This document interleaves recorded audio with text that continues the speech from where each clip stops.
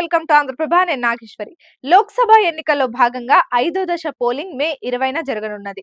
ఈ విడతలో 49 స్థానాలకు ఎన్నికలు జరగనున్న అందరి దృష్టి 2 నియోజకవర్గాలపైనే ఉంది. అవే యూపీలోని రాయ్‌బరేలీ, అమేథీ. కాంగ్రెస్ కంచుకోటలైన ఈ 2 స్థానాల్లో పోటీ ఆసక్తికరంగా నెలకొన్నది. ఈ నేపథ్యంలో రాహుల్ కు మద్దతుగా కాంగ్రెస్ అగ్రనేత్రి సోనియా గాంధీ ప్రచారంలో పాల్గొన్నారు. వేదికపై సోనియా గాంధీ, రాహుల్, ప్రియాంకలను చూసి ప్రజలు పెద్ద ఎత్తున నినాదాలు చేశారు. రాయ్‌బరేలీలోని శివాజీనగర్‌లోని రాజీవ్ గాంధీ స్టేడియంలో నిర్వహించిన బహిరంగ సభలో సోనియా ఉద్వేగ ప్రసంగం చేశారు. తనను మీలో ఒకరిగా గుర్తించినట్టే రాహుల్ ఆదరించాలని ప్రజలను కోరారు.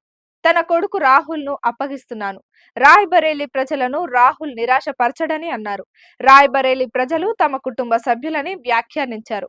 3 దశాబ్దాలుగా తమకు సేవ చేసే అంశం ఇచ్చారని తెలిపారు.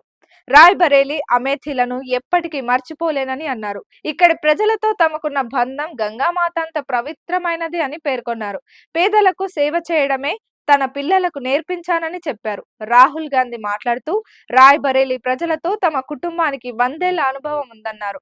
ప్రజా సమస్యలు తెలుసుకోవడానికే కాశ్మీర్ నుంచి కన్యాకుమారి వరకు పాదయాత్ర చేశానని గుర్తు చేశారు.